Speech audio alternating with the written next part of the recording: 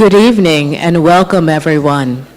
We are honored to host this evening's celebration for Gwendolyn Brooks. As the oldest independent African-American museum in the country, celebrating the life of this monumental, historic, and literary figure is central to our mission of promoting understanding and inspiring appreciation of the achievements, contributions, and experiences of African Americans. It is also significant that Ms. Brooks was a colleague and a contemporary of our founder, Dr. Margaret T.G. Burroughs, whose centennial the museum is celebrating this year. I would like to thank our partners for all of their diligent work in making this evening a success, and to thank you for being here as our guests at the DuSable Museum in celebration of the life of Gwendolyn Brooks. At this time, I would like to introduce Bill Brown from the University of Chicago.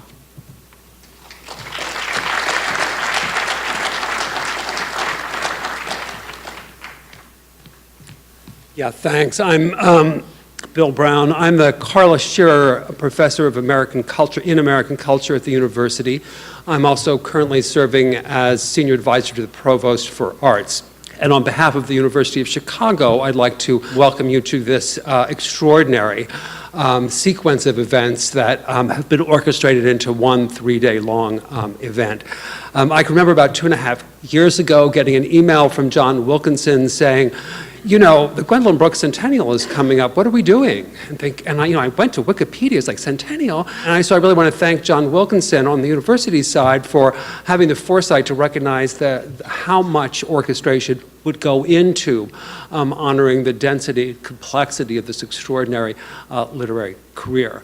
It's also been a great occasion at the university to collaborate with the DuSable Museum and with the Poetry Foundation. It's also been wonderful to see at the university the collaboration among various units, creative writing, the Carla Shearer Center for American Culture, the Center for Race, Politics, and Culture, the college, and the Reva and David Logan Center for the Arts. That's been wonderful to see. It's also been wonderful to think about and to talk about how indeed complex, dense, extraordinary the career of Gwendolyn Brooks is. She is without a doubt one of Chicago's and one of America's and one of the world's greatest writers. And I certainly look forward to enjoying with you thinking through and about that career over the next 3 days. Thanks. I'd like to introduce Steve Young from the Poetry Foundation.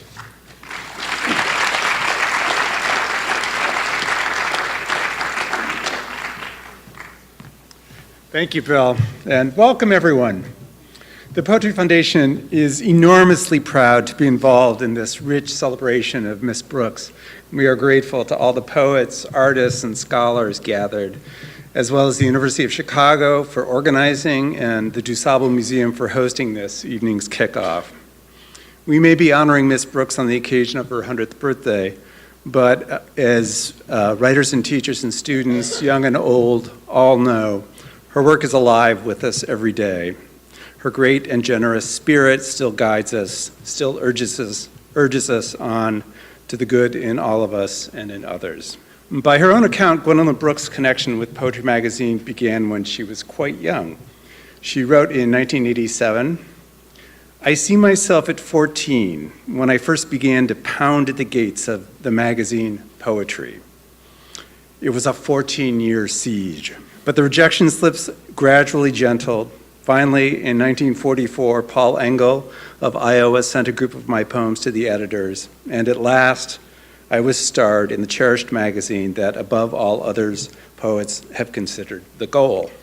The magazine, which no doubt did a little pounding at her gates too, was fortunate enough to publish a few of Gwendolyn Brooks' best-known works for the first time, including The Children of the Poor, We Real Cool, and The Bean Eaters. Poetry Magazine felt her legendary kindness too. She read at several fundraisers for the usually penniless journal, and in the 1990s she underwrote a prize the magazine awarded in honor of her longtime literary associate, George Kent. Not long before she died, Miss Brooks bought a lifetime subscription to poetry. I'm sure we still owe her a few issues. I don't know how we handle immortality with lifetime subscriptions, but that's the least of our debt to a poet who continues to inspire and empower us all. Miss Brooks and we are fortunate to have two living legacies, her writing and her daughter, Nora Brooks Blakely. Yeah.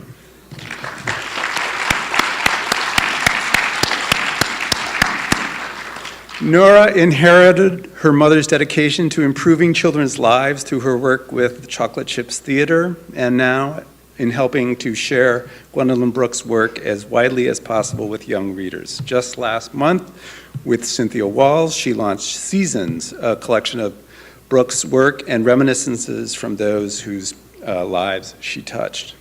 We might not be here tonight without Nora, so please join me in welcoming Nora Brooks Blakely.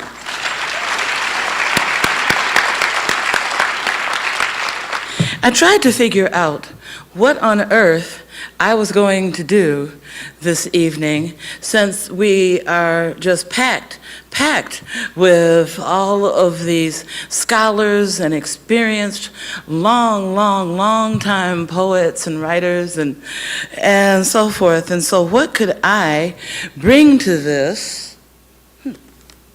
Virgo. What could I bring to this that wasn't just repeating something that somebody else said? So I decided to go down this road. People are always asking me, what is your favorite poem of your mother's? And my response is to back away going, no, I can't do that. And so I get down to about 3, but I warn people that the 3 fluctuate.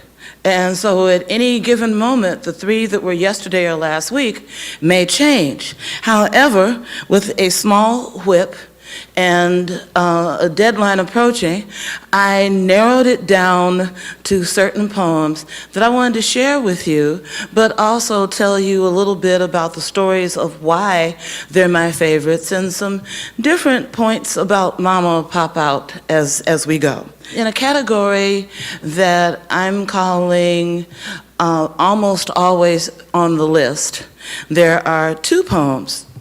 One is Paul Robeson, and I happen to be waging a secret war to get Paul Robeson, this poem, to be perceived as the defining work of Mama's as opposed to We Real Cool. It's not that I don't like We Real Cool, and we'll be talking about that more in a minute, but this poem speaks to me to be one of the major messages that my mother really wanted to get across.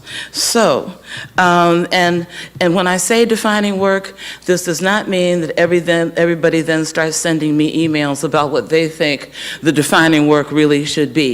Got it? Good. Okay.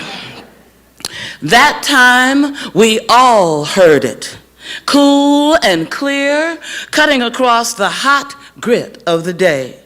The major voice, the adult voice, foregoing rolling river, foregoing tearful tale of bale and barge and other symptoms of an old despond. Warning in music words, devout and large, that we are each other's harvest, that we are each other's business, we are each other's magnitude and bond. So,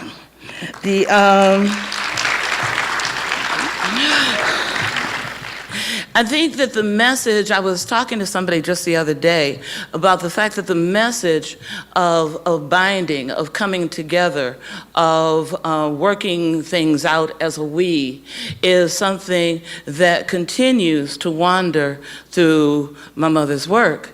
And that it would be interesting for a thesis or a high school or college class project if somebody actually decided we're going to actually find out how many times in her poetry she talks about the importance of people coming together. So that is an interesting point, I hope, for somebody to consider. The other poem that's almost always on the list is A Song in the Front Yard. In my early years, I was sort of this little girl. I remember when I was about 5, and my best friend, who was just crossing the age of 2, could walk on the curb and do that little half-step thing where you could be on the 1 foot on the curb, 1 foot in the street. And she could do all of that, and I was supposed to be sitting on the porch, maybe coming down to the first cement step, and sometimes breaking out and getting on the sidewalk. It wasn't until later years, 10 or 11 or whatever, that I was actually moving down the street and playing outside until the lights came on and all of that. So I have a very strong affinity for this girl that says, I stayed in the front yard all my life. I want to peek at the back where it's rough and untended and hungry weed grows. A girl gets sick of a rose. I want to go in the backyard now and maybe down the alley to where the charity children play. I want a good time today. They do some wonderful things. They have some wonderful fun. My mother sneers, but I say it's fine how they don't have to go in until 8:45. My mother, she tells me that Johnny May will grow up to be a bad woman, that George will be taken to jail sooner or later.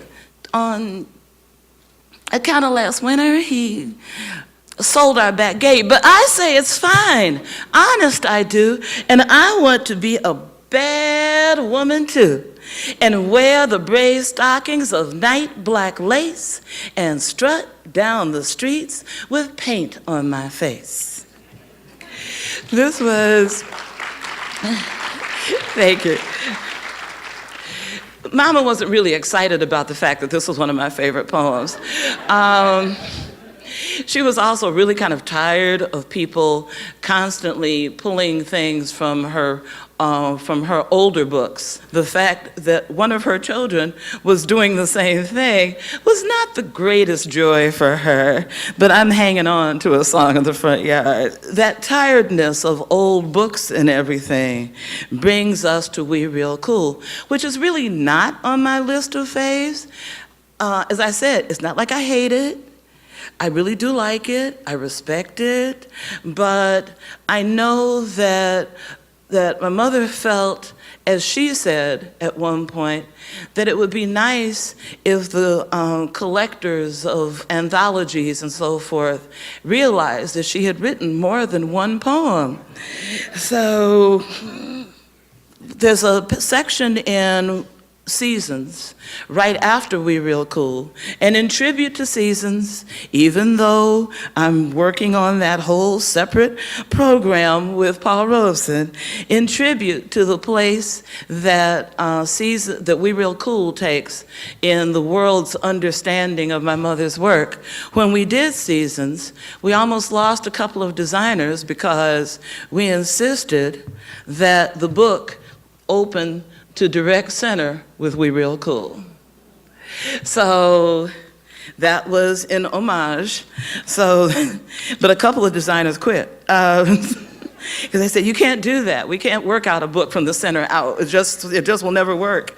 So I'm going to go ahead and read We Real Cool because as in dedication to all of the people that have frequently, especially taught children to say the poem as we real cool, we left school, wanted to clarify that the we at the end of the sentence is there for a at the end of the line is there for a reason. And if you look in report from part 1, the first of the 2 autobiographies that my mother did, there's a section in the back where she talks about some of her poems and interprets some of her poems. And that's fascinating. And one of the things that she had always said, mentioning in there and also in lectures, that the we is supposed to sound like a gasp, that they are reaching, that she sees them as reaching for their last breaths. And so in honor of that, we real cool, we left school, we lurk late, we strike straight, we sing sin, we thin gin, we jazz June, we die soon. And the Jazz June also, thank you,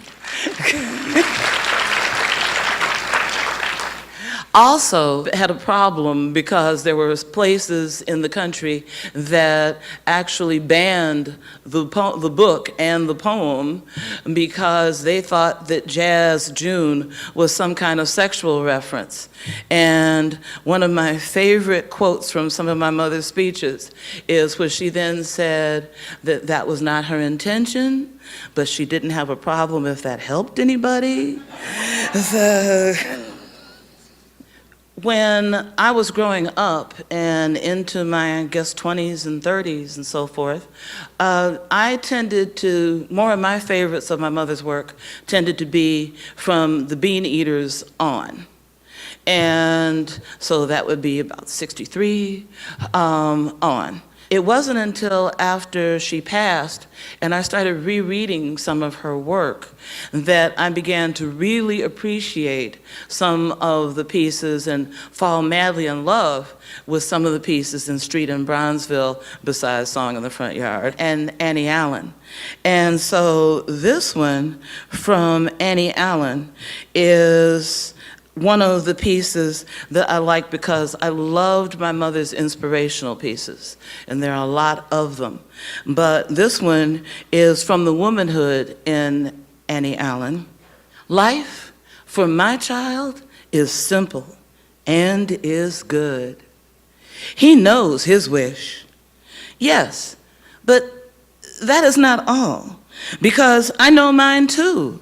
And we both want joy of undeep and unabiding things like kicking over a chair or throwing blocks out of a window or tipping over an icebox pan or snatching down curtains or fingering an electric outlet or a journey or a friend or an illegal kiss. No, there is more to it than that. It is that he has never been afraid.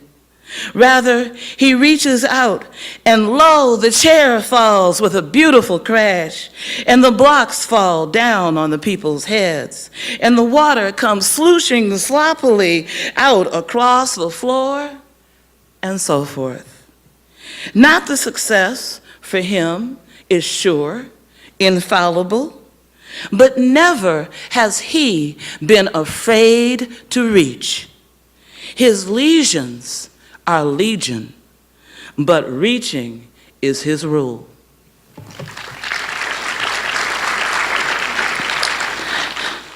The thing I love so much about my mother's message pieces, especially the inspirational ones, is that long before the person that I now refer to as the once and future king, or President Obama, long before Yes We Can, she was saying Yes We Can, or as in the case of that poem, Yes You Can. So we go from that, however, to some of my mother's other poetry, which managed in many different forms to express rage.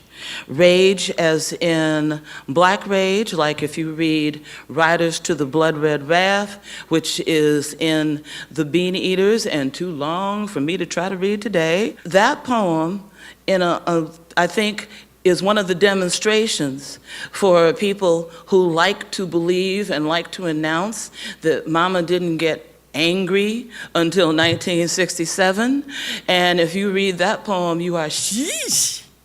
So she is very much in a rage, as are the people in the piece. And so there's also quiet, suppressed rage. And this piece, to me, was an example of one woman and her suppressed rage. My dreams, my works must wait till after hell. And this was from Street in Bronzeville. I hold my honey and I store my bread in little jars and cabinets of my will. I label clearly, and each latch and lid I bid be firm till I return from hell. I am very hungry. I am incomplete, and none can tell me when I may dine again. No man can give me any word but wait, the puny light. I keep my eyes pointed in, hoping that when the devil days of my hurt drag out to their last dregs, and I resume on such legs as are left me, in such heart as I can manage, remember to go home. My taste will not have turned insensitive to honey and bread old purity could love.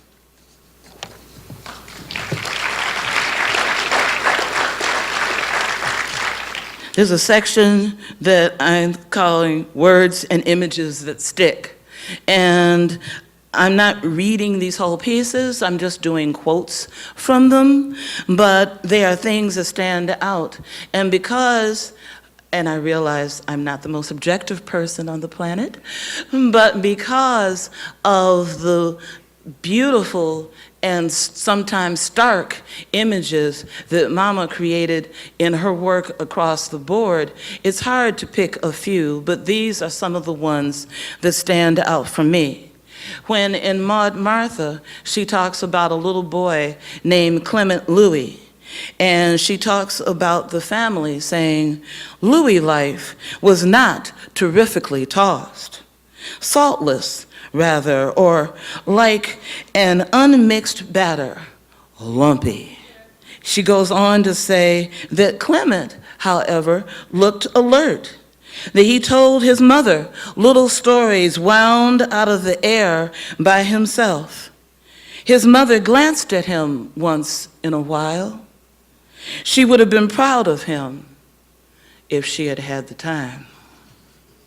Other pieces, another piece in Maud Martha, there's a chapter called On 34th Street, and she starts out talking about the blooms on the street. And then as she goes on to talk about what the blooms are wearing and doing, you realize that the blooms are not flowers that may be decorating the sidewalk, but the blooms are the actual people.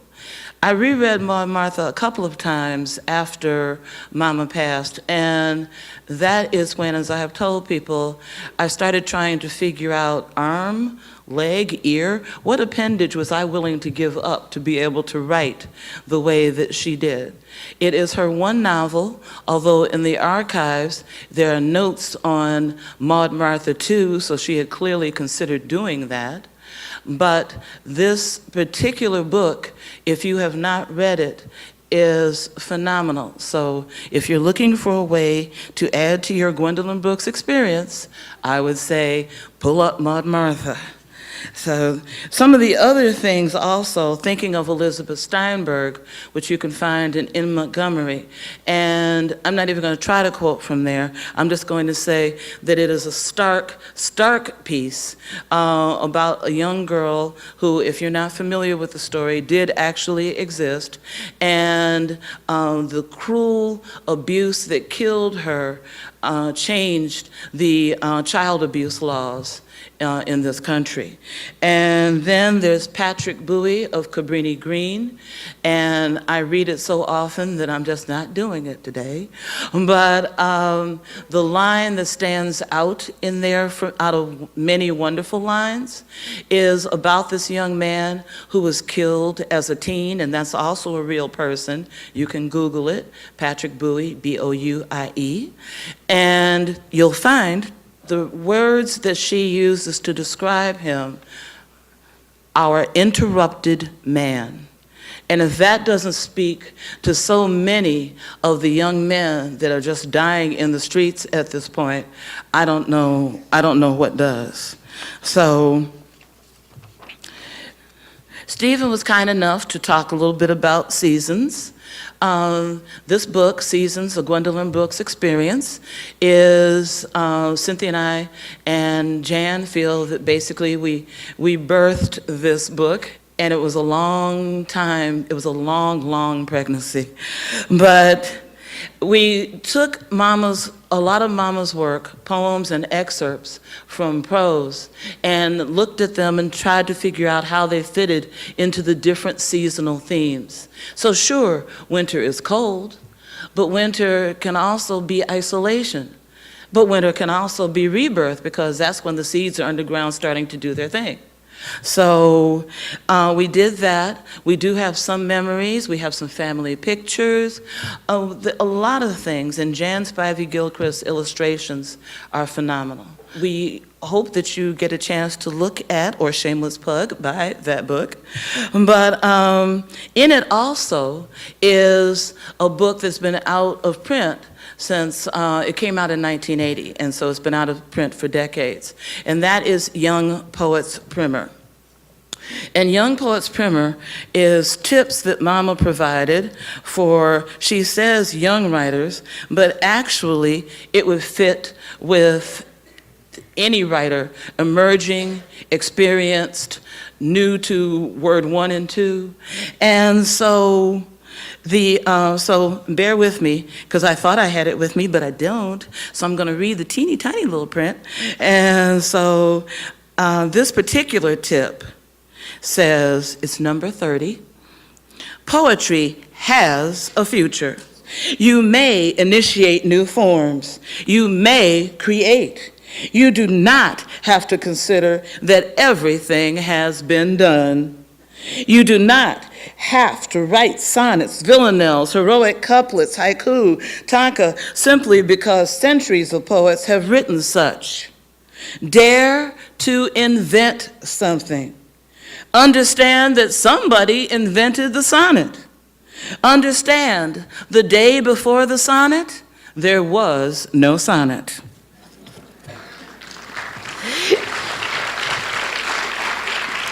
So I have 2 last pieces, and I feel that fair is fair. So this piece is not a piece of Mama's. It is a poem that I wrote that was my mother's favorite poem of mine. So I thought I would share it. It's about my grandparents' house burning down. After my grandmother died in '78, Mama spent a lot of time trying to rent the house out, trying to decide whether she could actually sell it and let it leave the family or whatever. In 1984, a short-term tenant playing with electricity and trying to get electricity from the next door neighbor and stuff, there was an electrical fire and the house burned down. And so I wrote this poem for Mama called To Grandmother's House We Go. It's not there now, although it is. Light cranes its head around corners and gingerly reaches in through walls where holes crowd each other like hungry sharks. I used to sit here, curled in comfort in the living room, or erect in the straight-backed air of the dining room.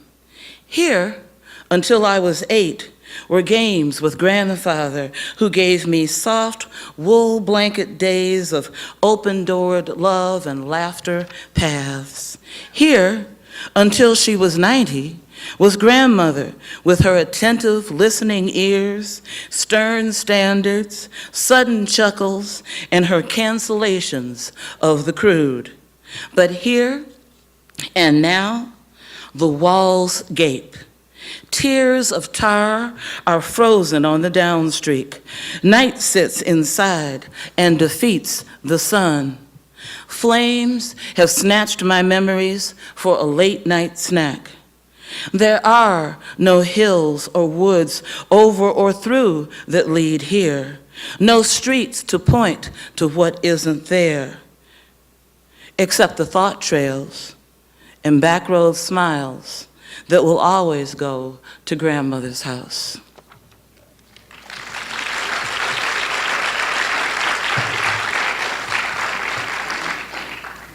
I wanted to close with a poem that my mother wrote that I consider to be her unintentional autobiography.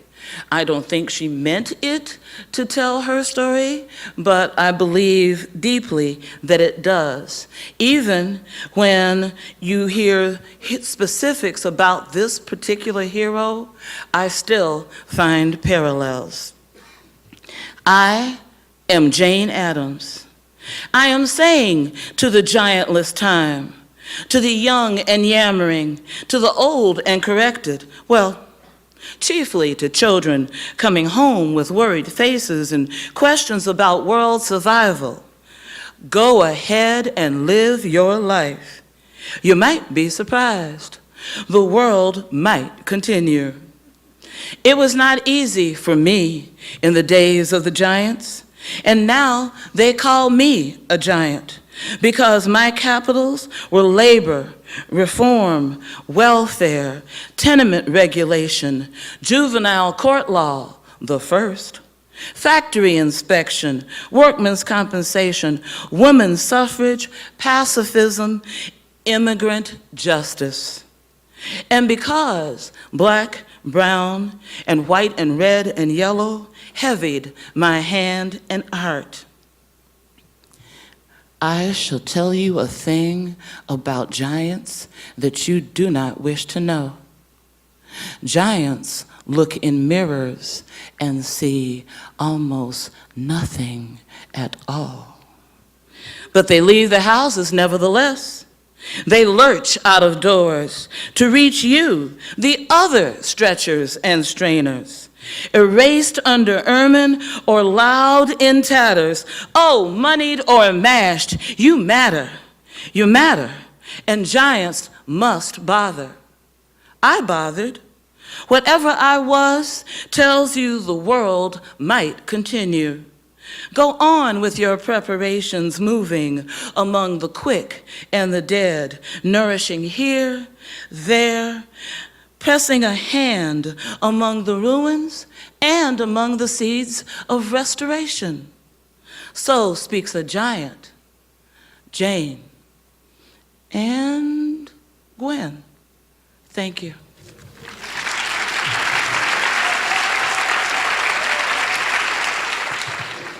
My name is Quresh Ali Lamsanai, and I'm very honored to be here. I'm the artistic director of OMB, our Miss Brooks 100, a small team celebrating Miss Brooks all across the country and all across this city, and very happy that you all are here. I also had the great pleasure of being mentored and privilege of being mentored by Miss Brooks for the last decade she was with us. I want to start with a poem she wrote as we are at the DuSable, a poem that she wrote to the Southside Community Arts Center, which, of course, is the predecessor of this grand institution that Dr. Burroughs started not too far away from here on Michigan. And I wish you could see this piece, and I want to thank my brother Fahim Majid, who just came in a moment ago, for finding this piece for me from the Southside Community Arts Center's archives. It's a premiere to the world. To the Southside Community Arts Center, with affectionate gratitude.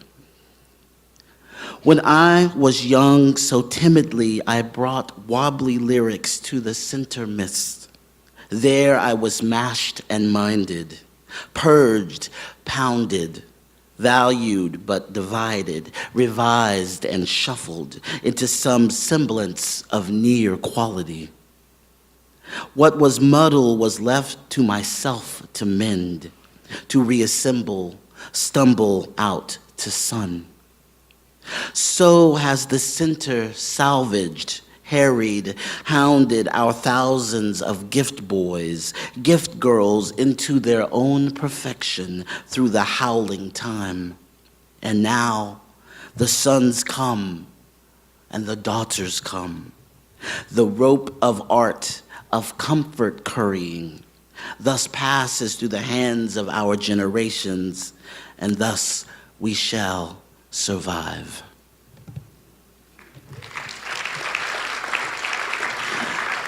And of course, the Southside Community Arts Center was the home for much arts and activism activity in the Chicago.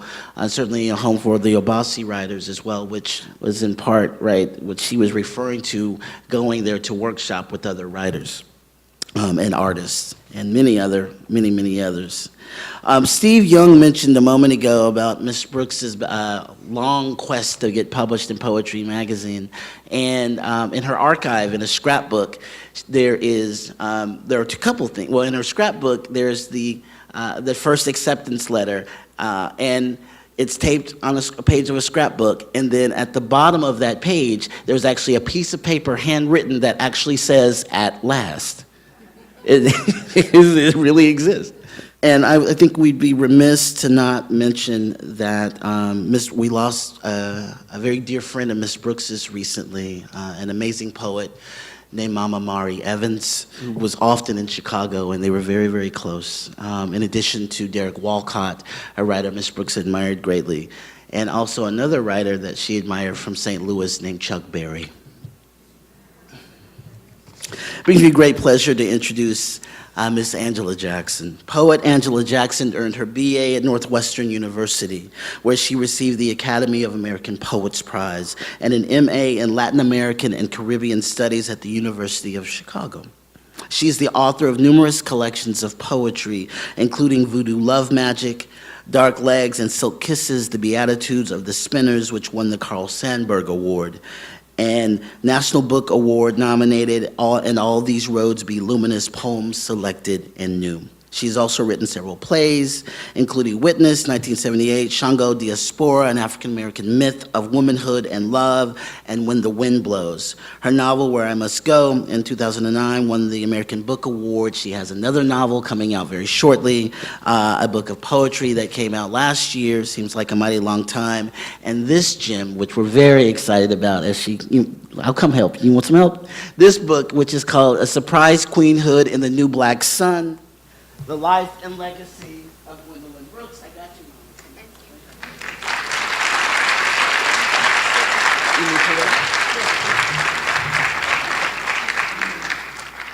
This book is the first biography of Miss Brooks since 1991, and it'll be out next month, and it's outstanding. Please welcome Angela Jackson. It is my pleasure and honor to be here celebrating the centennial of Miss Gwendolyn Brooks. It was my privilege to work on a biography of her. I only wish I had had more time to explore her rich and golden life. I'm going to read a little bit from chapter 1. Grant me a voice and speaking eyes. It was an indelible announcement written in black and white for all to see. The first nationally published poem of Gwendolyn Brooks appeared in American Childhood in October 1930, when she was only 13 years old. Earlier, at 11, she'd published 4 poems in a local neighborhood paper, the Hyde Parker, foreshadowing her brilliance. It was a brilliance that would shine through decades and across nations, bedazzling and impacting hundreds of poets and millions of audiences in all walks of life. Gwendolyn was a black teenager living on a quiet street in Bronzeville at 4332 South Champlain Avenue, where her family had lived since she was 4 years old. Bronzeville, the name coined by an editor of a black newspaper, the Chicago Bee, was named for the color of the area's inhabitants. In those days, Bronzeville proper stretched from 31st to 39th and from State Street to Cottage Grove. It was a jewel of colored masses in a segregated space. The people were too often poor and illiterate, but they were also industrious and dignified, creative in music, language, dance, and style. They were the salt of the earth and birds who managed to fly with cramped wings. Gwendolyn, ever observant, settled in to learn the ways of her people, the geography and genius of Afro-America. Hers was a protected space guarded by father and mother. She and her brother Raymond were nurtured and shielded by their father, David Brooks, a janitor at McKinley Music Company, and by their mother, Keziah Weems Brooks, a former school teacher who had given up working in the classroom to guide her own children. Gwendolyn was loved. David and Keziah had brought newborn Gwendolyn from Kansas to Chicago just 2 years before the Red Summer, when post-war race riots swept American cities.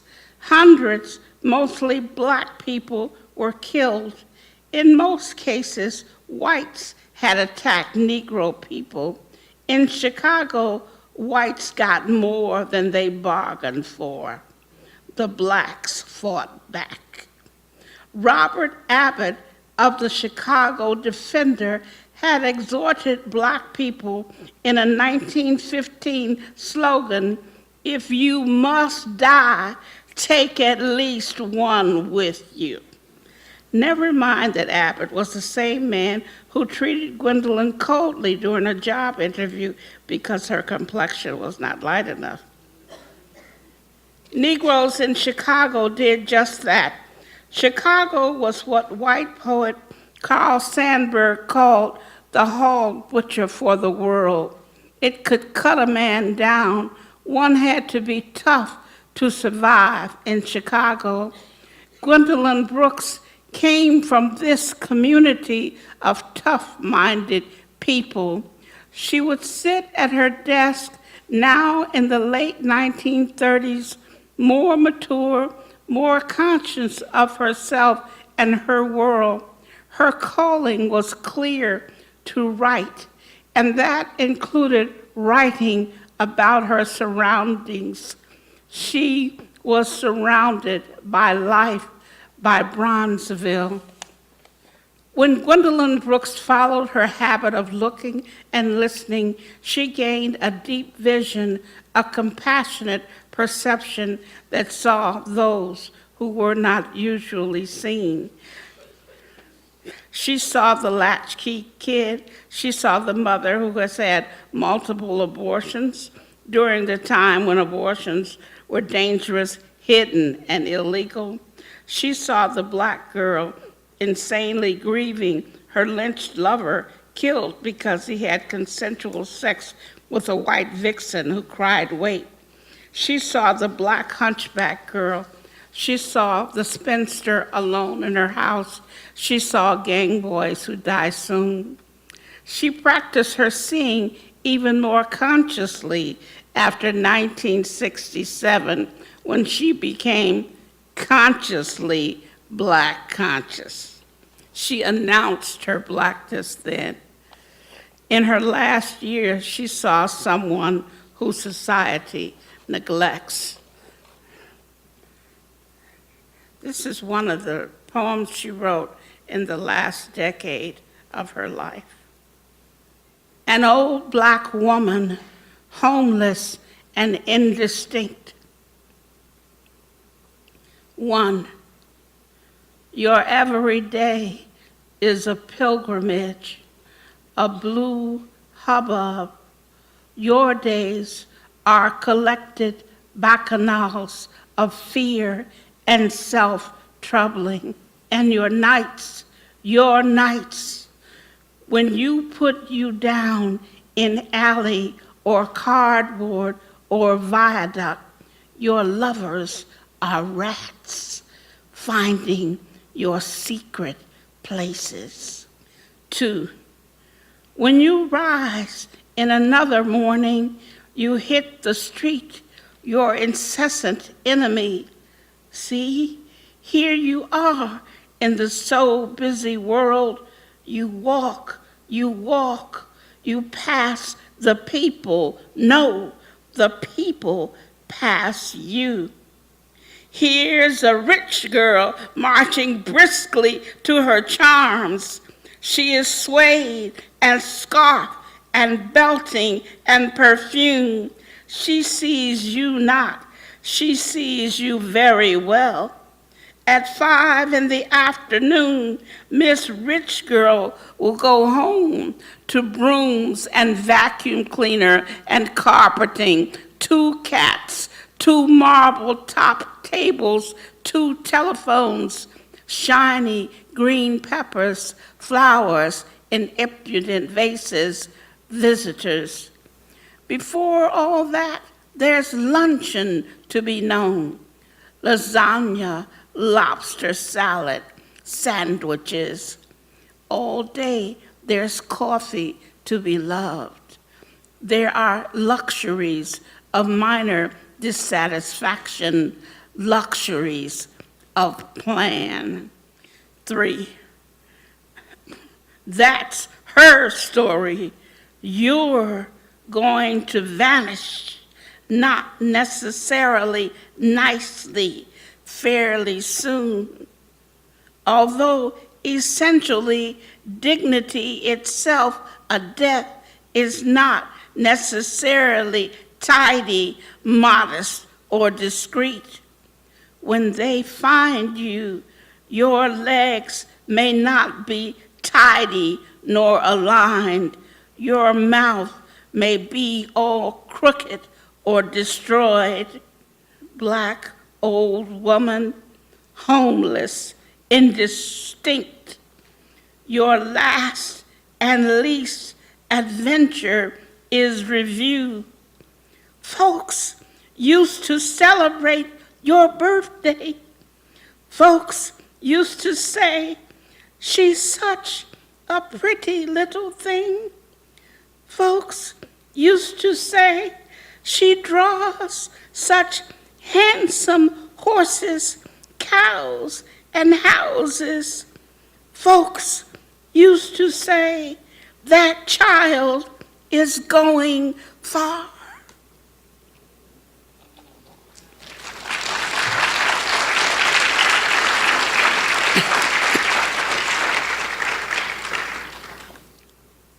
Just as Miss Brooks announced her blackness,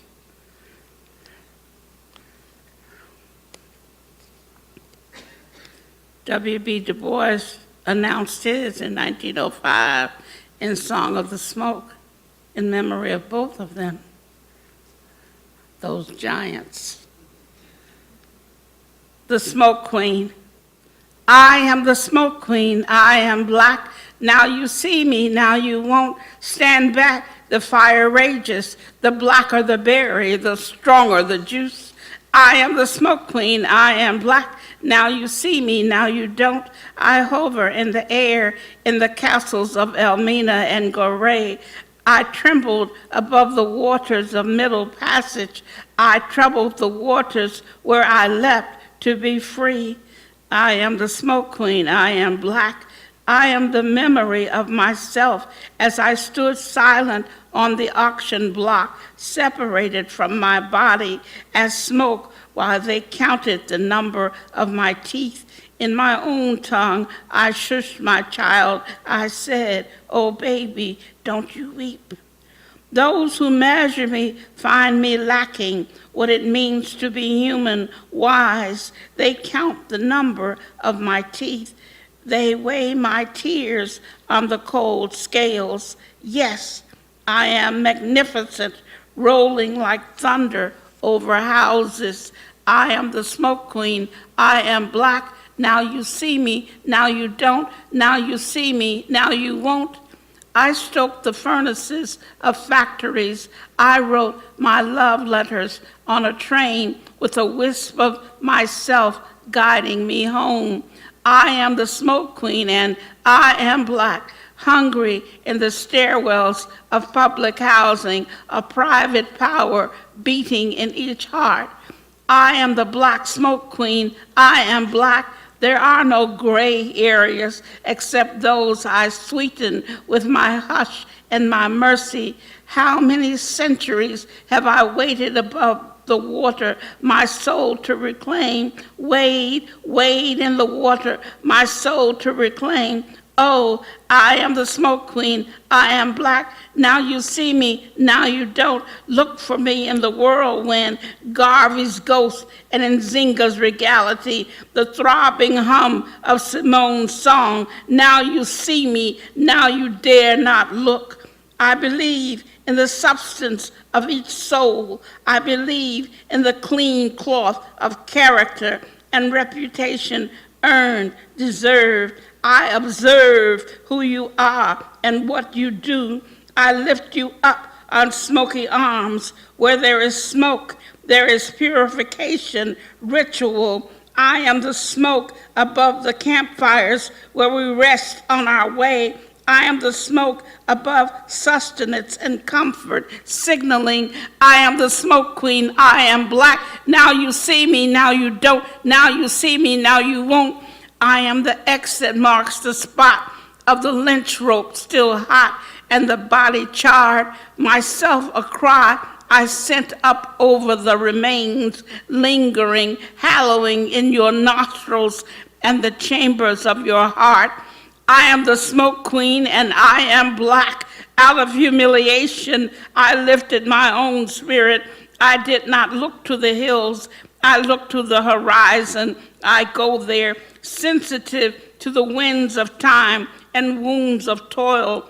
I caress your skin, light as the spirit of flight.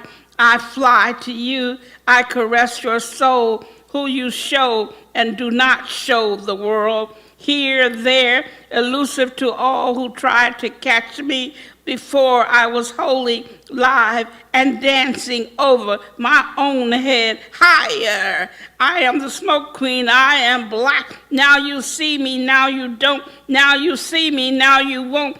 I turn on myself, churning, turning in a whirl, shape-shifting in the winds of history. I am voices rising out of eloquent earth, resonant with ages, fertile and sensible. I am chief citizen of the room where blues presides. I rise with the steps, intelligent and eager, of old and young, hurrying to know a cloud of mysteries, of truth crushed to the earth and rising, rising again and again. I am the incense that heralds the presence of the holy.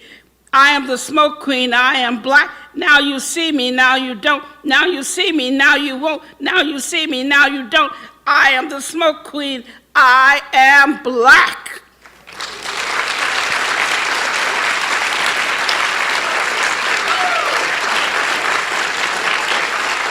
Thank you.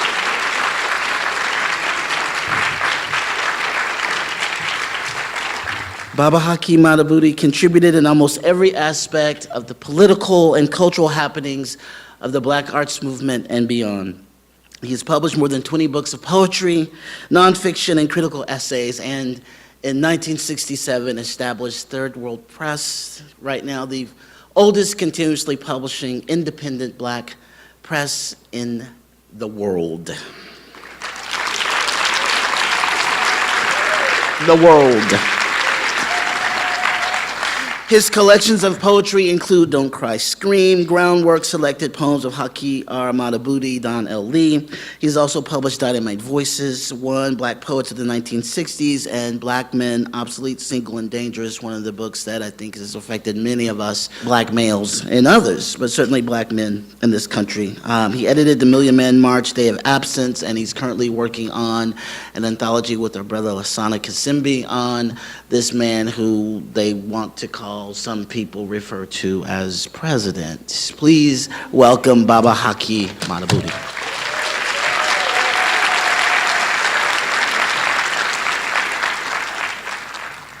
Thank you very much. I'm really happy to be here. I had to give a deep thank you to Quraysh Ali Lansana for his work in pulling together this, with others pulling together this event as well as others. And before I start, I just want to make sure that you'll pick this up before you leave tonight, Seasons. It's a marvelous, marvelous book. I met Gwendolyn Brooks in 1967, about 20 blocks from here. She was working with the great poet, entertainer, and singer and dancer, Oscar Brown Jr. And they were putting together Opportunity Knock here in Chicago. She was teaching the Blackstone Rangers, members of the Blackstone Rangers, writing, poetry writing. And I and other poets from OBASI, Organization of Black American Culture, which was Writers' Workshop, which Hort Fuller was the kind of the director and the inspiration, told us that Ms. Brooks was teaching this group of young people. And so we decided to go down there one Saturday morning, and I'd like to say I never left. I was listening to Nora rather intently, because I don't know if she realizes that she's just like her mother. The inflections, especially when she started reading the poem where she could not make out the lettering, and she was just, that's just like Gwen, all right? There's some things happening here now in this city that will, again, bring Brooks back to the forefront where she needs to be in this city. I'm going to start with the poem, the first poem I wrote about Miss Brooks, which is in Honoring Genius as well as in Liberation Narratives. And this poem was written in 1968. We met in '67, and I guess both our lives changed during that period. Most certainly mine did. So let me just start with this poem, Gwendolyn Brooks. She doesn't wear costume jewelry, and she knew that Walt Disney is making a fortune off false eyelashes, and that Time magazine is the authority on the Negro. Her makeup is total real.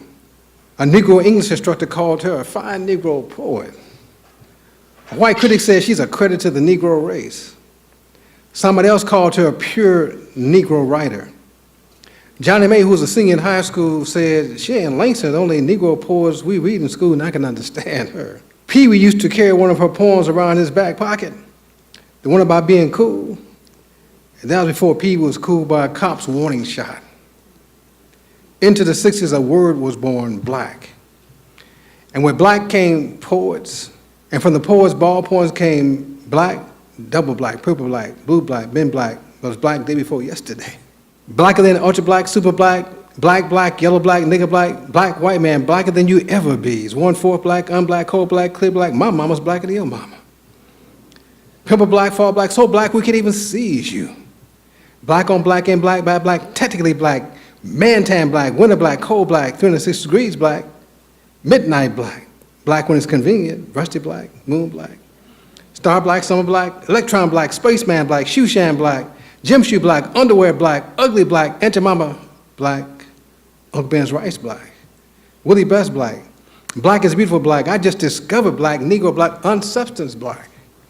And everywhere the lady Negro poet appeared, the poets were there. They listened and questioned and went home feeling uncomfortable, unsound, and so on together.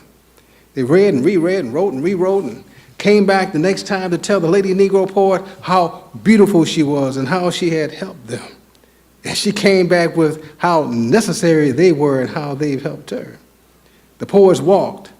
In a space filled the vacuum between them and the lady Negro poet, you could hear one of the black poets say, bruh, they've been calling that sister by the wrong name. This is the first one. So, in honoring genius, I tried to capture, our lives together, and poems that I've written over her lifetime, which are few.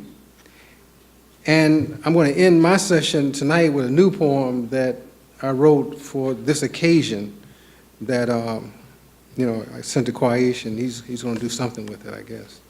We're here at the DuSable, and as mentioned earlier, Gwendolyn Brooks and Margaret Burroughs were close friends. Gwendolyn Brooks had mentioned earlier about marrying and wanting to marry her to-be husband, Henry. And, of course, Margaret Burroughs heard about it. Correct me if I'm wrong, Nora. And anyway, she edged her on to go meet this husband-to-be, you see. And this was before I was on the scene, obviously, but in 1962, I found myself at the DuSable, at the Ebony Museum of Negro History, 3806 South Michigan Avenue, in Margaret Burroughs and Charlie Burroughs' home. That's where the museum started. And I write about it in yellow-black, okay, because this is also the centennial of Margaret Burroughs. And so here we had these two marvelous women whom both of them have mentored me. Obviously, Gwendolyn Brooks mentored me the longest, over 33 years. But I just want to make that very clear that I've had the opportunity to be touched by greatness. El Haj Malik El Shabazz, Margaret Burroughs and Charlie Burroughs, Dudley Randall. And Dudley Randall is critical in terms of he became my publisher as well as Gwendolyn Brooks's publisher. And when Gwendolyn Brooks left Harper and Row, Dudley Randall published her first book and others, which is Riot, okay? And this came out in 1969, when she left Harper and Row. The interesting thing about this, most certainly from my own life, and I can speak very clearly about that, is because shortly after my third book came out, Don't Cry Scream, with an introduction by Gwendolyn Brooks, which sold off the racks in a year and a half. It sold about 75,000 copies, and which put me on the map as a result. And this Ebony did this big spread, and I think that picture, no, that's not that picture. The picture that was in back was in Ebony magazine, the article they did on me. And then, of course, everything else changed in my life. But Gwendolyn Brooks entered my life at the right time because I had lost my mother very early and was a wandering rock and very, very angry about so many things. And so what I'm going to share with you tonight is an essay from Gwendolyn Brooks, but also to remind you that we did a very long interview with Gwendolyn Brooks in our magazine, which came out for 20 years, Black Books Bulletin, and she was on the cover, obviously. And then we published a newspaper that we interviewed her, and this interview was much longer than we had than in the paper, so I'm reprinting it in a book I'm writing on, another book I'm writing on Gwendolyn Brooks titled Knee Music Screaming in the Sun, Gwendolyn Brooks and the Black Arts Movement, okay? But this is the newspaper. All right. What I'm going to share with you is from Requiem Before Revival. And it's from Primer for Blacks, published also by Third World Press. Oh, I need to mention to you that we just worked out a deal with Broadside Press where we will be purchasing all of her books that are out of print that Broadside Press brought out, okay? And so I gave some of you the catalog. The only one that was mentioned not in here is Riot, but we've been publishing. And what we're going to do with Riot, Nora, is to take Jeff Donaldson's image and put it on the cover. This will be on the cover, okay? Requiem Before Revival. She writes, and this is important to me and I think all of us, because Gwendolyn Brooks never apologized for being black. And when we're talking about black, we're not only talking about color, but we're talking about culture and consciousness, and we're talking about location. And she lived in the black community and only moved to Hyde Park because of something that happened at her home that forced her out, which I'm not going to talk about tonight. But this Requiem Before Revival is critical in terms of our really understanding the depth of her thinking, because she was not only a poet, she was a philosopher. And she was a great thinker, a deep thinker. Okay. And it comes through in these 2 pages. I'm not going to read it, I'm going to comment as I read on it. She writes, "We still need the essential black statement of defense and definition." Okay. Of course, we're happiest when that statement is not dulled by assimilationist urges, secret or overt. However, there is in, quote, the souls of black folk, end quote, even when inarticulate and crippled, are yearning toward black validation. This is critical when so many of us are running from black, when we're running from ourselves. And obviously, if you don't know who you are, anybody can name you. And so what's happening, we've been named by everybody else, okay? JC and Booty Call. But she writes, to be black is rich, is subtle, is nourishing, and a nutrient in the universe. What could be nourishing about aiming against your nature? It's Gwendolyn Brooks, the quiet woman whom I met in 1967 in a church in front of a blackboard. They don't even have them anymore. Writing on the blackboard, and these young rangers sitting around listening and taking notes. And she goes on to write, I give whites big credit. They've never tried to be anything but what they are. They have been and will be everlasting proud, proud, proud to be white. It has never occurred to them that there has been or ever will be anything better than, nor 1/zillionth as good as being white. They have an overwhelming belief in their validity, not in their virtue, quote unquote, for they are truly capable of a very cold view of that. But their validity, they salute with an amazing innocence.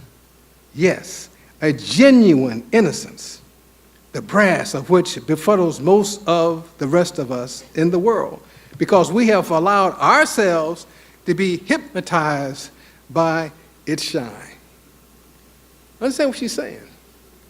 And if you understand anything about the history of black people and people of African ancestry in this nation, you know, we didn't come here first class American Airlines. We didn't walk on water to get here. Or people raped us from a continent and sprinkled us around the Western world, and we landed here to build this bad boy for somebody else. People don't even like us, don't care for us at all.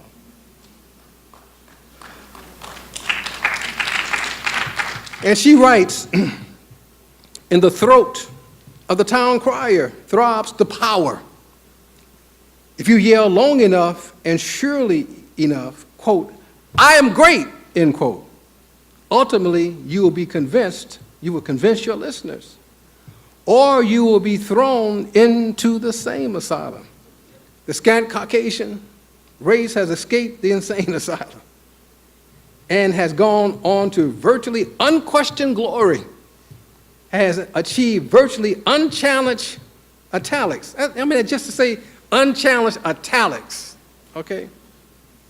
And so we are now among and within the current italics of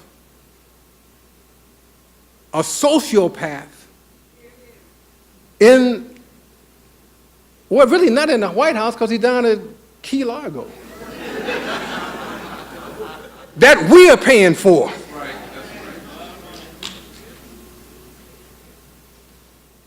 What would she say about that? And she writes on, swarms of blacks have not understood the mechanics of the proceeding, and they trot along to the rear of Pied Piper whites, their strange gaze fixed on and worshiping each switch of the white rear.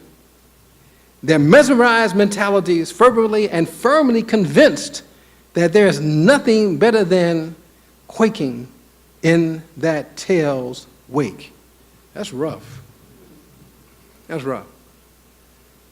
And so she understood clearly that any people who are not about the healthy replication of themselves, any people who do not understand that into order to be a whole people, you have got to understand that you've got to build institutions. You got to maintain families. You have got to essentially be in the world doing the good work that people who understand what wholeness is about do.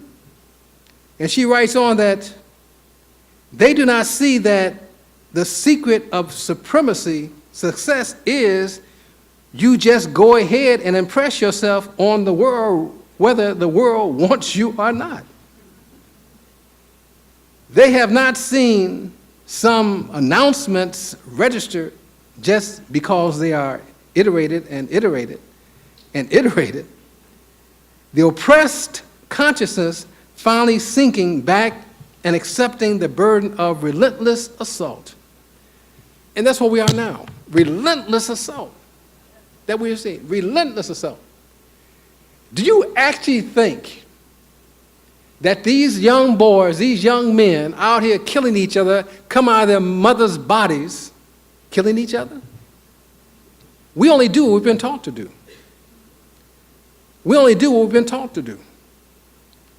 And we are among the major killers in the world. Eisenhower recognizes when he was coming out of office, the military-industrial complex, the largest military 10 times over in the world, right here. And here you have your blonde, dyed president, haired president, saying we need even a bigger military budget. What would Ms. Brooks say about that? But what she does say, though eager to imitate any other property of the white compulsion, much of the black swarm has refused to imitate the efficacy of irritation. And the fruits of that black refusal is chaos, is vertigo, is self-swallow, or self-shrivel and decline. But she ends with something critical and very important. She writes, I continue my old optimism. In spite of all the disappointment and disillusionment and befuddlement out there, I go on believing that the weak among us will finally perceive the impressiveness of our numbers, perceive the quality and legitimacy of our essence, and take efficient, indicated steps toward definition, clarification. Ms. Brooks.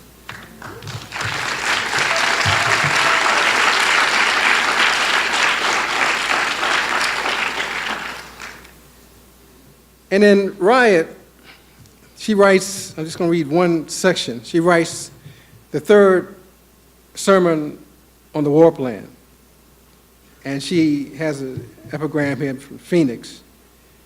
And she writes, she quotes, in Egyptian mythology, a bird which lives for 500 years and then consumes itself in fire, rising, renewed, from the ashes. And what we have to understand, and Miss Brooks, Gwendolyn Brooks, Mama Brooks, understood this more than any others.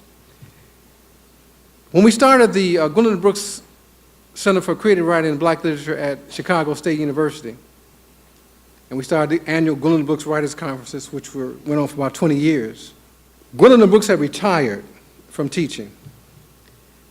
And so I went to her and I asked her, would she consider coming to Chicago State to teach? So I wrote the proposal where she would just basically come and write poetry and maybe give a couple of lectures or readings a semester. And she would be distinguished professor in the English department. Well, she said, well, I'm retired, you know, I'm Haki now, I'm retired, you know. I said, but Gwen, you know who needs you? The women of Chicago State, which at that time was 2/3 black working class women, they need you. And she said, okay, I'm coming, but I will teach. That's how we got her. Because of the women, working class black women, with children, trying to earn their undergraduate degrees or graduate degrees at Chicago State University. She's retired, comes out of retirement, back to Chicago State University. That's how we got her.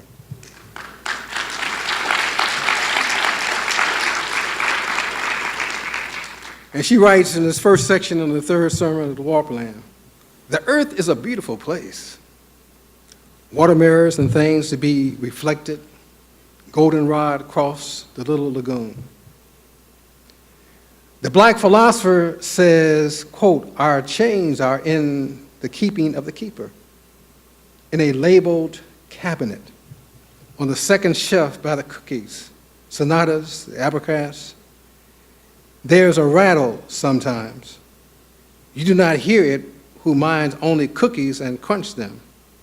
You do not hear the remarkable music, a death song for you before you die.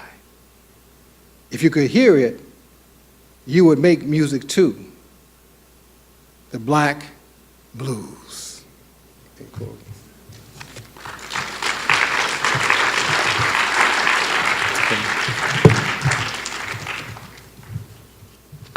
After she passed, and I read about this in Owning Genius, was that it was about 6 months before I could pull myself back together. For over 6 months after her death, I was about almost non-functional. 33 years of a loving familyhood with Gwen and Nora have been an integral part of my life. And many of you may know or not, you know, I grew up around pimps and hoes slamming Cadillac doors on the west side of Chicago and the lower east side of Detroit, Michigan. And even though I spent 3 years in the military, it brought some structure to my life. But meeting Gwendolyn Brooks forced me to reevaluate everything. And so I'm going to end my session here because we got a special guest with us tonight, whom Kwaish will introduce in the way she should be introduced. But I just want to say one word about Sonia Sanchez. She's in that grand legacy of Miss Brooks, and a dear friend and a person who, along with Millie Baraka and Larry Neal and Oscar Touré and others, were in the founding members of the Black Arts Movement. This is the last poem which I just finished and sent to Kwaish, 3/7/17. It's titled Gwendolyn Brooks, America in the Wintertime. And part of my thinking about this poem, I was thinking about Gil Scott-Heron. And you know, Gil Scott-Heron had this poem, Winter in America. And I had reread it and listened to the music when Sonia and I went to Mari Evans's, and Kwaish went to Mari Evans's memorial up in Indianapolis. Gwendolyn Brooks, America in the Wintertime. In this moment of orangutans, wolves and scavengers, of high heat redesigning the North and South poles, and the wanderings of new tribes and limousines, with the confirmations of liars, thieves, and get-over artists. In the wilderness of Pennsylvania Avenue, Standing Rock, misspelled executive orders on yellow paper with crooked signatures. Where are the kind language makers among us? At a time of extreme climate damage, deciphering fake news, alternative truths, and meism, you saw the 21st century and left us. Not on your own accord or permission. You have fought and fought most of the 20th century, creating an army of poets who learned and loved language and stories of complicated rivers, seas, and oceans. Where is the kind nourishment of kale and wheatgrass? You thought, wrote, and lived poetry. Knew the terror is also language-based, on denial, firstism, and rich cowards. You were honey and yes to us. Never ran from black as in bones, Africa, blood, and questioning yesterdays and tomorrows. We never saw you dance, but you had rhythm. You were a warrior before the war, creating earth language, uncommon signs and melodies, and did not sing the songs of career slaves. Keenly aware of Tubman, Douglas, Wells Barnett, Du Bois, and the oversized consciousness and commitment of never quit people, religiously taking note of the bloodlust enemies of kindness. And we hear your last words. America, if you see me as your enemy, you have no friends.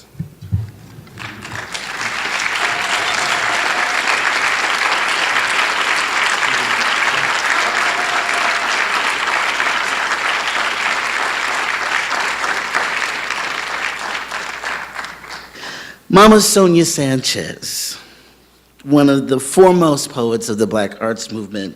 She's authored over a dozen books of poetry, including Shake Loose My Skin, Morning Haiku, Does Your House Have Lions, and many more, as well as numerous short stories, critical essays, plays, and children's books. Among her many honors are the Robert Creeley Award, the Frost Medal, the Pennsylvania Governor's Award for Excellence in the Humanities, a National Endowment for the Arts Award, and a Pew Fellowship in the Arts.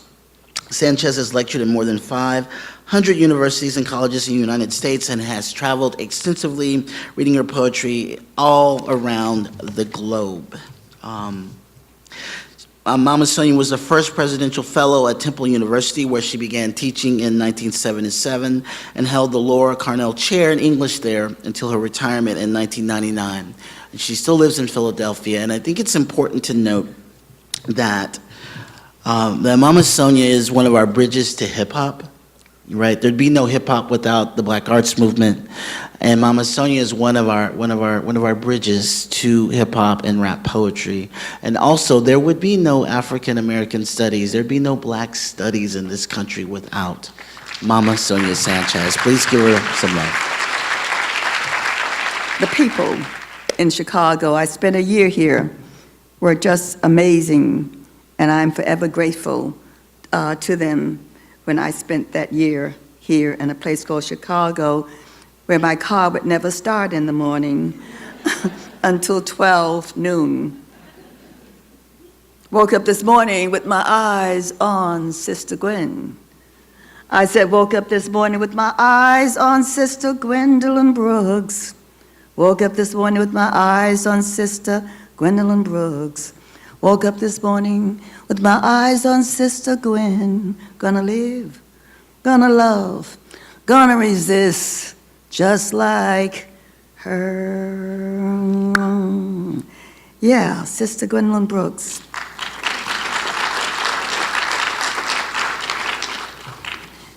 And since some people have brought up I would be president, you know, I was watching him on the Idiot Box one day, and I thought I'd go upstairs, and I have this huge dictionary on my desk in my study. I brought it downstairs, and I said, let me look up Trump or trumpery. And there is in the dictionary trumpery. You should look it up. You should memorize it. Trumpery means showy but worthless finery, nonsense, rubbish, deception, trickery, fraud. And it's from the Old French tromperie, which means to cheat.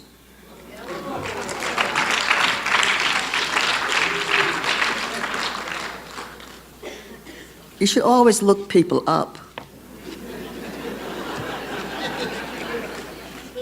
I'm from New York, so we had looked up Trump a long time ago. But just to see it in print is really interesting. Understanding that politics is only the distribution of resources, nothing else. Make no mistake about it, people began to come with these little ideas about politics. It is the distributions of resources. That's why people go into politics, so they can get all those resources, and that's why they get elected also too, and that is not an alternative fact. As Bertolt Brecht asked of poems he was adjudicating, he said, "What use is it? Are you there to persuade, seduce, sedate, instruct with brutality or tenderness? Do they make us think, help us to arm against fascism?" And Sister Gwendolyn Brooks armed us against fascism, if you really understand that. This woman, this Gwen sister that I write about, and would like to share part of an introduction that I did. And Sister Gwen wrote once, "Beware the easy griefs that fool and fuel nothing." I hope some of you remember that as I watch people spill easy griefs on the idiot box. Beware the easy griefs that fool and fuel nothing. Buena noche, Malimba. Buena noche, Malimba. Buena noche, Malimba. Buena noche, Malimba. Buena noche, Malimba. We are under new stars. When we came to this place called America, part of a foreword that I did for this book that this young brother, Quarash, I always get his name wrong. I never get the last one right, Lozana. But I always want to go and pronounce it as it looks. But my dear brother, that is only because on many levels, I was taught always to pronounce things as they looked. You tell the stars, don't be jealous of a light, is the caption. This is an introduction, you'll say I know. This is an introduction, you'll say I know it, about Sister Gwen's words, heavy as stones, beautiful black stones coming from the sea, caressing our skins with color, rinsing our bones where sainthood might be possible. This is an introduction about hands, you'll say I know, you'll say I know it, you'll say I know. Her hands anointing blacks, sequestered in an American hunger impossible to satisfy. And she whispered us to attention with what could be. She said, "Venga, come, revere to live our blessing by stone, to speak without a cane." And we came reimagining ourselves on this American landscape. And we came because her words exonerated us from crimes in front of the world. And we came as we caught her tongue embroidered with pyramids, as we moved away from graveyards to our own births. And she came, woman of trees and parasols, and she came, woman of prophecy and praise, and she came towards us, and she came, woman clear. You tell the morning to ease her into a waterfall of dreams, for she is the Holy One. Language, itself in a broad sense, is a symbol of the thought interaction of a people, although it is designed primarily to communicate experiences in fundamental ways. Poetry, on the other hand, is the symbol or essence of language designed to sensitize meaning, motivate, create, or recreate experience, and bestow a state of perception not ordinarily experienced or not experienced in an ordinary way. The poet, even though she or he speaks plainly, is a manipulator of symbols and language images that have been planted by experience in the collective subconscious of a people. Through this manipulation, he or she creates new or intensified meaning and experience, whether to the benefit or detriment of his or her audience. This poetry is what I call subconscious conversation. It is as much the work of those who understand it as of those who make it. And make it she does, this poet woman, Sister Gwen. She reminds us of Du Bois' saying, "This is a beautiful world, this is a wonderful America, which the founding fathers dreamed until their sons drowned it in the blood of slavery and devoured it in greed." With her words, her poetry, her genius, she demands, requests that we, her children, must help rebuild it, this America, in so much disrepair. She does what Franz Fanon wrote. She holds herself like a sliver to the heart of the world. She stands up to the world. She does battle for the creation of a human world that is a world of reciprocal recognition. So we learn from her words that the enemy is not a few men or women, but a system. We praise her because she has taught us that vengeance is not the point. Change is, education is, freedom is, social and sexual justice is, love is. When one day your children ask, "What did you do?" When they rise like the Guatemalan poet Arturo Rene Castillo rose and asked us what we did when our nation died out slowly like a sweet fire, small and alone. When they will ask us, "What did you do?" when the poor suffered, when tenderness and life burned out in them, we, the lovers of selves, the lovers of justice and freedom and democracy, will turn and say we resisted, like Sister Gwen resisted. I know that one of the words given to us a long time ago was resist.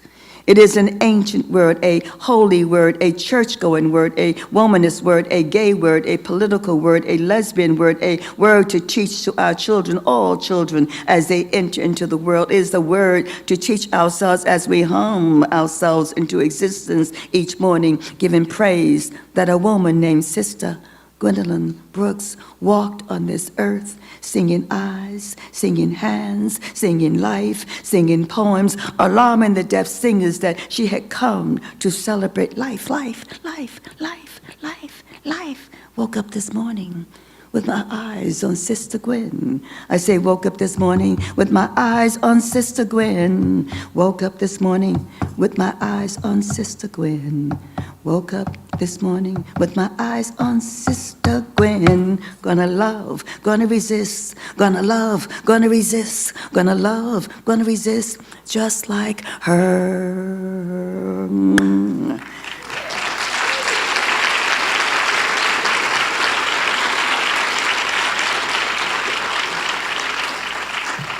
You tell the ocean, you tell the ocean, you call out to Olakun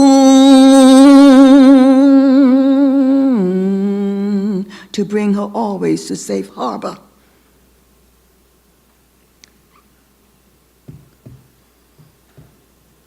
God, we lost so many. So many have made transition, and I know because I wrote it. At the moment of birth is death. I know that. It's just that it happens so soon. It happens so fast. It happened to people that we talk to in the morning, that we sing, "Good morning to you, and how do you do? The trees they are blowing, we know that is you."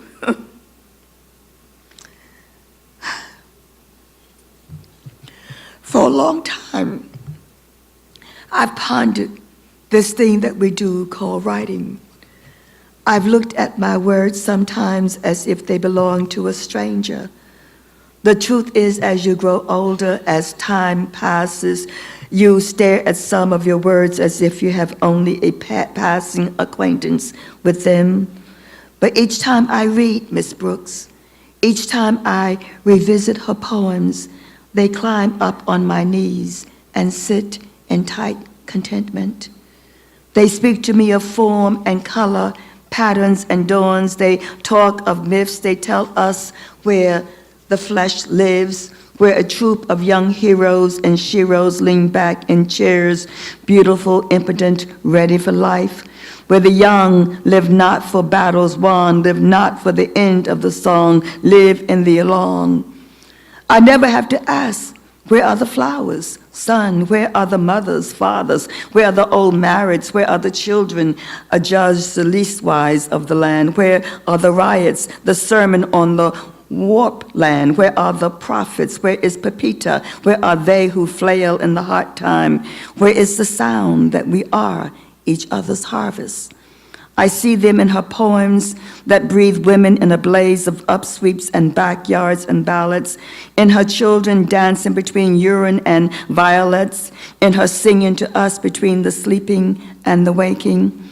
I have gotten lost sometimes in this journey called life, in which nothing moved, when I gathered up our daytime hysteria, when I looked at the country's delirium, when I tried to disagree with my blood, and I heard her poems, turning away from funerals, feasting on rain and laughter, walking towards life with serious hands, heard her footsteps gathering around us, and she came tongued by fire and water and bone, and she came from where the drum sings, and she came reclaiming our most sacred ashes, and her love carved the journey of this woman's sail. And as she entered into our 21st century bloodstream, paddling a river of risk, she became the color of bells, set sail on the wind, and sailed home, said hello to our own goodbyes. That's a piece that I did, part of that intro.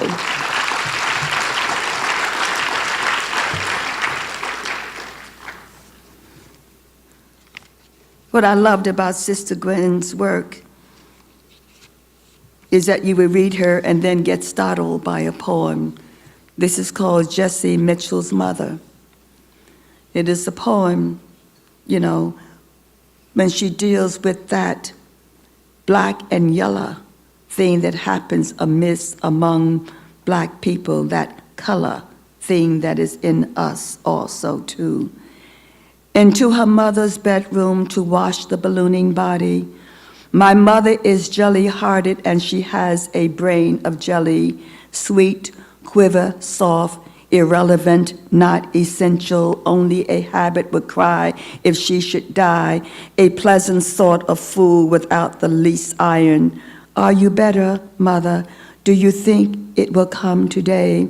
The stretched yellow rag that was Jessie Mitchell's mother reviewed her, young and so thin and so straight as if nothing could ever bend her, but poor men would bend her, and doing things with poor men, being much in bed, and babies would bend her over, and the rest of things in life that were for poor women, coming to them grinning and pretty with intent to bend and to kill. Comparisons shattered her heart, ate at her bulwarks, the shabby and the bright. She, almost hating her daughter, crept into an old sly refuge. Jessie's black, and her way will be black and jerkier even than mine. Mine, in fact, because I was lovely, had flowers tucked in the jerks. Flowers were here and there. She revived for the moment, settled and dried up triumphs, forced perfume into old petals, pulled up the droop, refuel, triumphant, long exhale breaths, her exquisite yellow youth. Gwendolyn Brooks, really, that's a hard poem, is it not?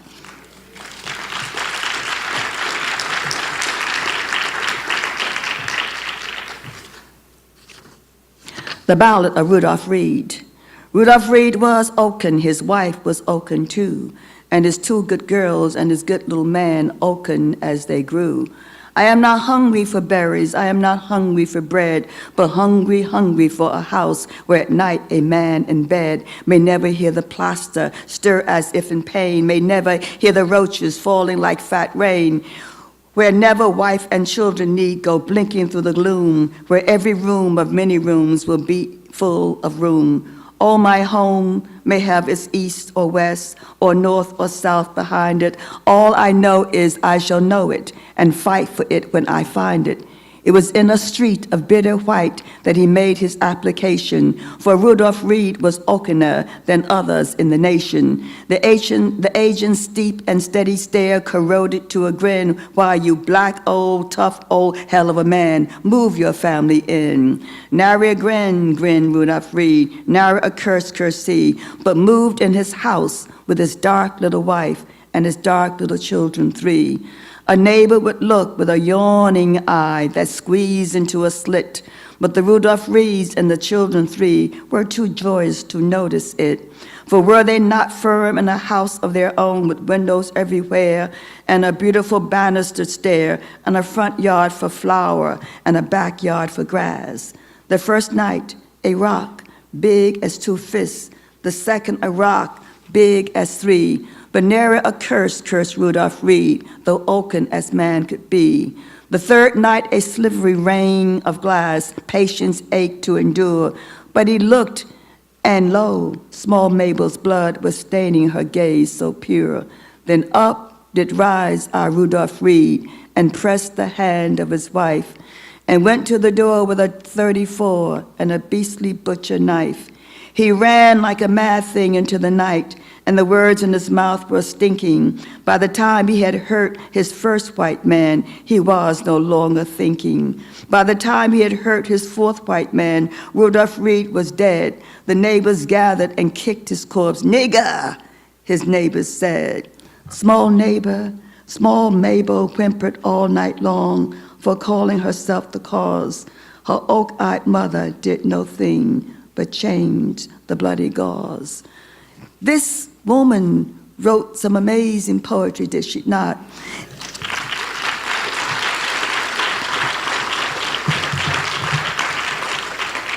And I'd like to end with a poem that I did recently. It's a poem about a young woman by the name of Wangechi Mutu, who is a sculptor and also a painter. And it's in, I think, the style of our dear sister Gwendolyn Brooks, because I was told when they called me on the telephone to read your piece also, and so that's why I'm reading a piece. So I hope that I'm not off I'm doing right by doing this. Yeah. I thank the people who invited me here. And I thank all the poets who have read also tonight. I am always stricken by this thing called poetry. I'm always stricken that we, Black poets, still sing our songs in this place called America, in this place that has denied us a place in this thing called poetry, only if they approve of you, you know. And you and I know, being a Black arts poet, that America really never approved of many of us. And didn't approve of Sister Gwen when she, as someone said, started to write like those Black poets, you know, in this place called America, those Black arts poets, and they began to demean what she was writing at the time. And there was some of the Black poets who actually said, she's not writing as well as she used to write. Come on, people, read her. Read her. And if we want to truly, I was at a meeting, people said, we really must come together because, you know, this president is not right. We must come together to save America. Well, come together, but don't tell us what to do. Don't tell us how to write. Don't tell us how you don't like what we write. You know what I'm saying? Don't tell us that we should write like you. No, we shouldn't write like you. We are not you. Never have been you. Never will be you. And you've got to begin to understand this if we're going to be honest with each other in these organizations. We've got to really drop these secret smells that we have, you know, and because we write in the language that we know and the sounds that we know, you know, and the music that we hear. This is a piece called Belly, Buttocks, and Straight Spines for Sister Wangechi Mutu. One, you, enigmatic woman exploding from clouds and intestines, riverbanks, kneecaps, veins, and horizons, tongues embroidered with eyelashes. You burn in my throat. I walk your footsteps singing you are here, you are there. You will never go away. You kiss your own breath, sleepwalk your eyes, stretch out with moths singing your legs too. I know you butterfly sweet. Your lips taste of the sea, the years dusty with herstory, anticipate light. Your hands riot with pain, collapse in new prayer, touch this western stained glass where ghosts commit themselves to military blood. The bleeding hips surrounding your teeth wrapped in laughter, blood laughter, brittle noise, seaweed souls.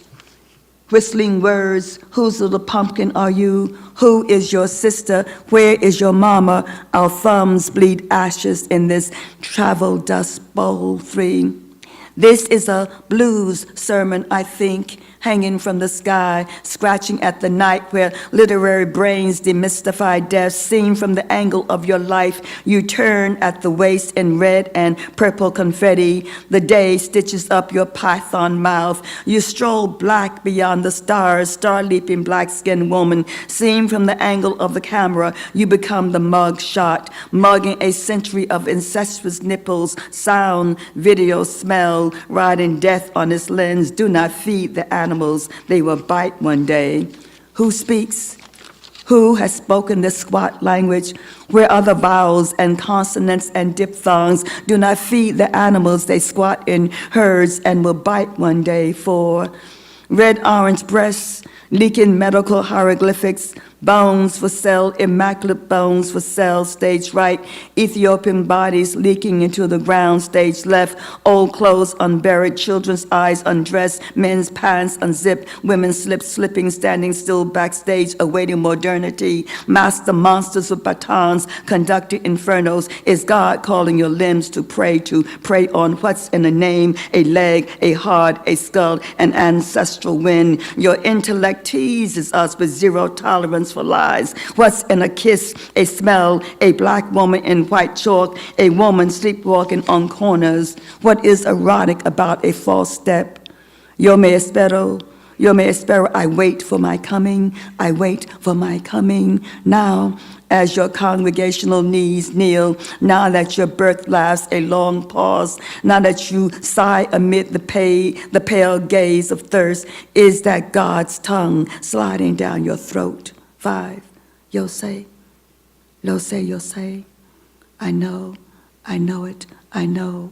Where is this brown-skinned woman going with a military hair, a bright hysterical flower, eating cake, smiling cake, regurgitating cake? Yo say, lo say, yo say, I know it, I know. Smell the jelly roll woman squatting in her skin, her bright face eating blues sorrow. Smell the doctorial urgency of her shudderings, female pain profiling her hunger. Who scrubs the day white while women fall down with crucifixions? Can you hear their bird spirits strumming gravity? Can you hear the saxophone bloodletting the ghost shout? Can you play this woman with your fingers? Can you hear her confetti feet dancing undeposited rhythms? Now hear this, harpsichord teeth, moth breath smiles, put vaginas in the pill box for a while. Telegraphic buttocks in bathroom stalls. You are tattooed on our eyes against the tabloid walls. Mouths anointed with peacock pricks. Hey, here I am.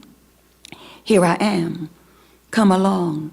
Take your pick. Hey, listen. Listen, woman of eye socket bone. Love can wear you down to a spinal eye bone. Love can make you drink your own blood. Lesson you gotta catch is, but don't go playing with love, blood. Silence, my share. Kayete. Me or more. No consecrated birth waters today. No quicksilver blankets today. No surgical procedures today. Just Bantu music with an asterisk beat today. Just a night shutter under your arms today. Just a pistol with skin today. Just a lost pulse beat today. Just a railroad train of butts today. Just a machete beat against the sky today. Just some cocks standing at attention today. Listen, Sister Wangichi, you hear me, don't you? And you hear, don't you, how your collages dance their amputee delirium? Sister Wangechi, you hear me, don't you? You hear the sacred music eavesdropping these gallery walls, praising your beauty and bones in this hallway of lost sermons. You hear me, don't you? You hear the children running a furious circle of legs, jumping adolescent rhymes as they light up streets with garbage bag balls as they spill their magical spines, their genius, their surplus knees on streets. It is evening, and we have arrived in your arms of lost seconds. You hear me, don't you? Even as you navigate this halo of ordained voyages, as you uncork the daylight past these shadows, past our doors left open, and your gentle breath fills the day with sweet eyelids of silver, as you arrive at the arc of your name, Sister Wangechi Mutu. Sister Wangechi Mutu, you hear me, don't you? And I invoke your name, your gallery of female matadors, as they come and dance in thunder. Thank you.